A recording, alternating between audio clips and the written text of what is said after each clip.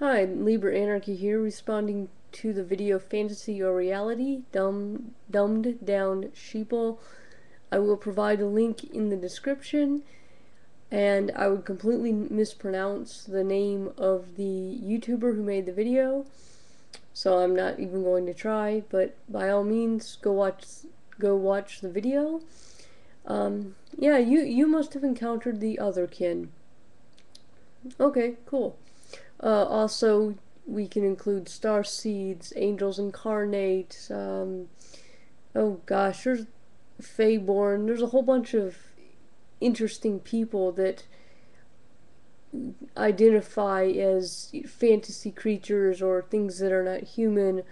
There are vampires. Whether you believe in psychic vampirism or not is, it's up to you. And I certainly respect people's right to believe in that they are psychic vampires and stuff. As long as things happen between consenting adults, I'm okay with it. Um, yeah. Okay. Um, I am otherkin, and I don't believe in otherkin in a literal sense. Now, my experience of being otherkin is encapsulated in feeling somehow not human, feeling that I am another species. But as you can see, well, some of me, I don't have horns or wings or a tail or something. And by the same token, um, while reincarnation is a much more, in my opinion, feasible possibility than some of the other theories that I've heard regarding the existence of a soul and what happens to it, um, I now suspect that, well, I now suspect that the worms crawl in, the worms crawl out, and that the energy that makes up me is probably just going to merge with some sort of whole, or just merge with the energy of the earth, or something of that nature. And I probably don't have a consciousness or soul that is going to remain in a meaningful sort of way. Um, if the person that identifies as an individual is going to be subsumed by the planet, then it's not, it's not a meaningful way to exist for the person who is me. It might be meaningful for the earth to reconsume me.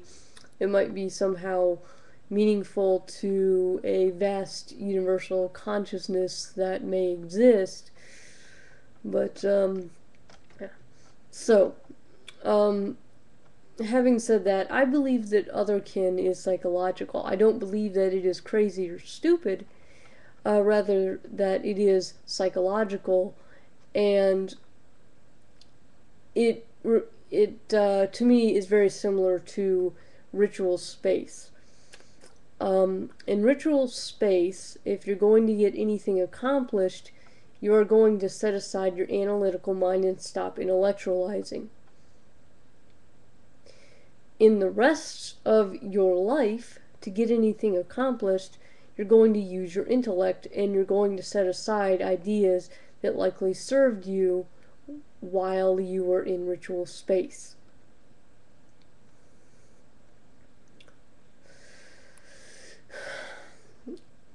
An example: I could meditate.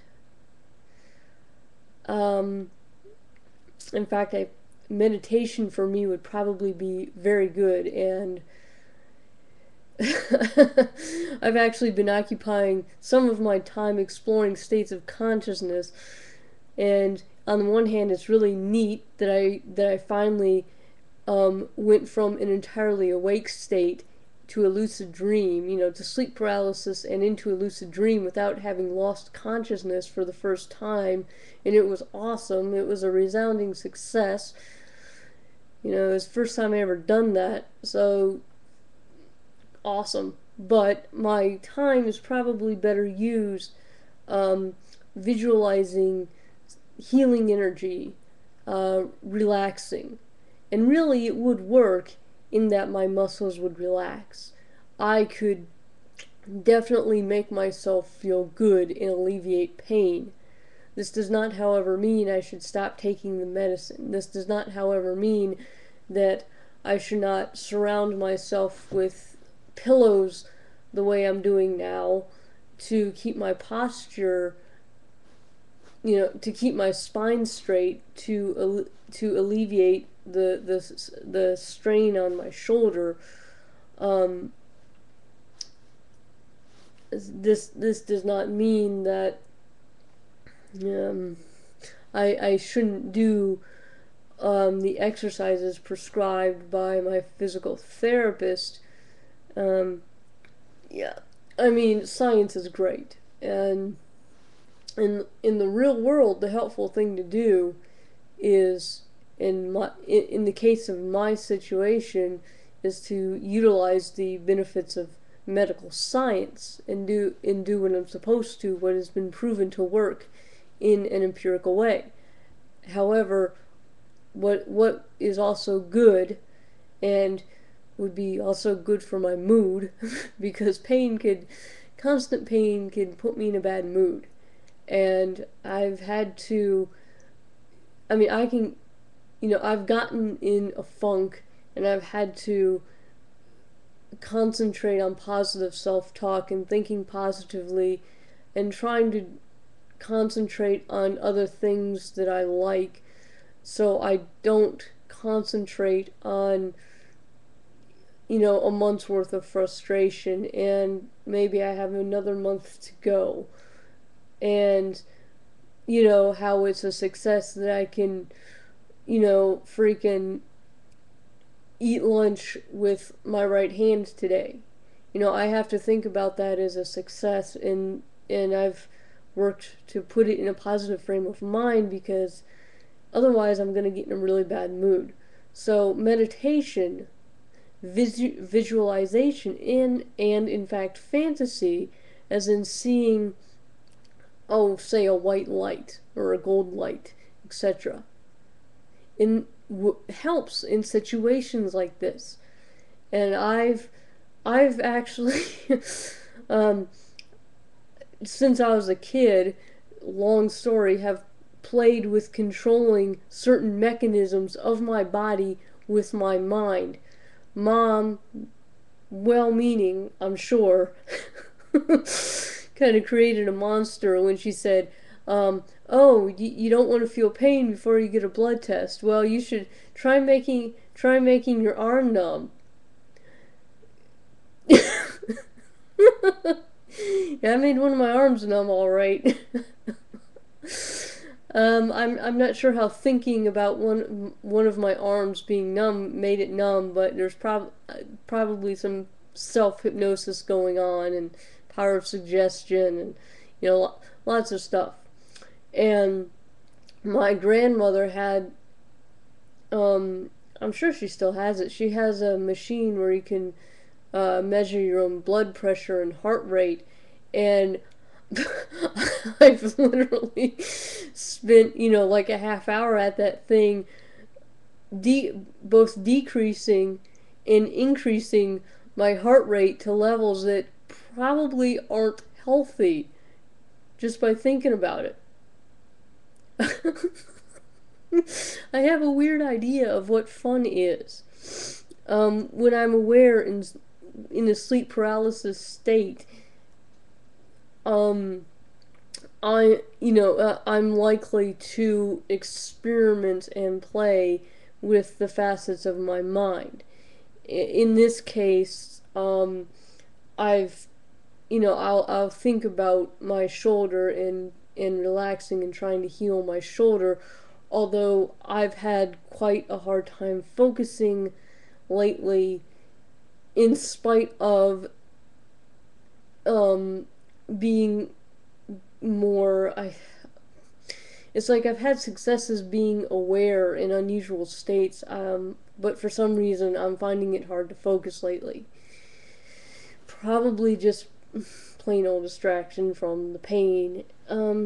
But that's that's the sort of thing meditation can help. My point is that the idea of otherkin and similar ideas um, could probably be useful to people in certain ways.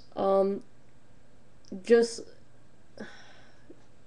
or as I think about it, also creating a story about yourself, as in creating a personal myth as a way of helping yourself to understand yourself, is probably a good idea.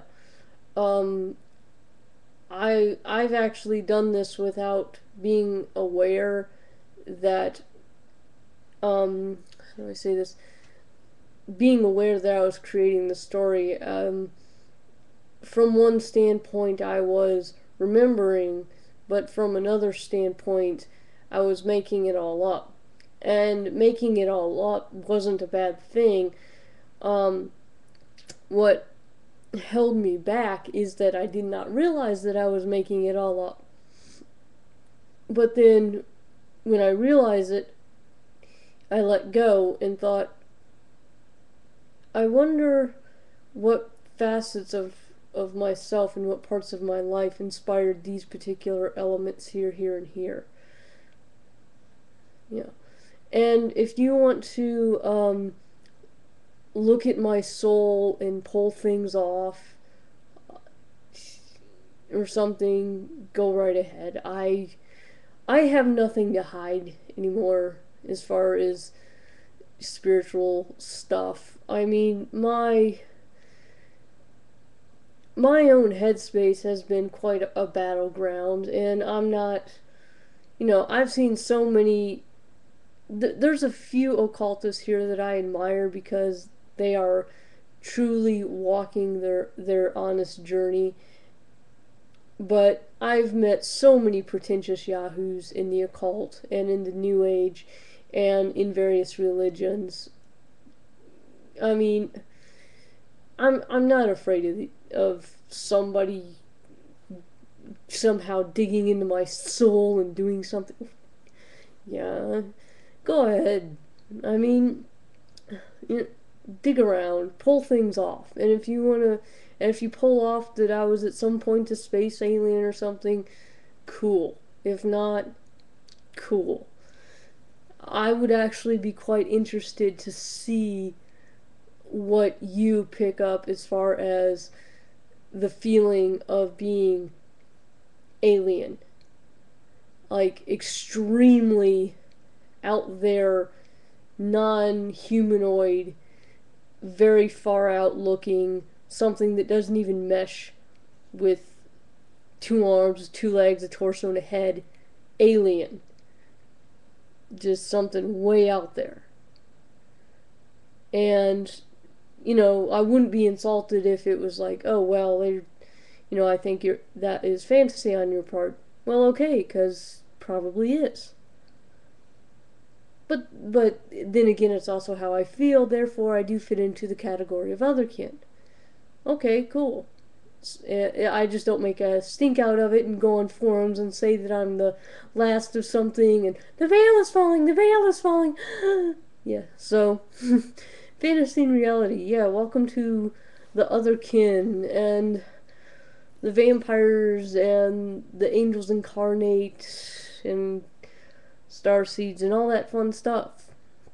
I mean, I'm sure you've known about it before, but yeah, there are a lot of people. It is it's getting, I think, the otherkin community especially is getting bigger, because the older ones that have kind of grown out of some stuff, maybe they're still on the forums, but a lot of us older ones kind of sit back and just be like, well, I've been there and I've been there and I've been there.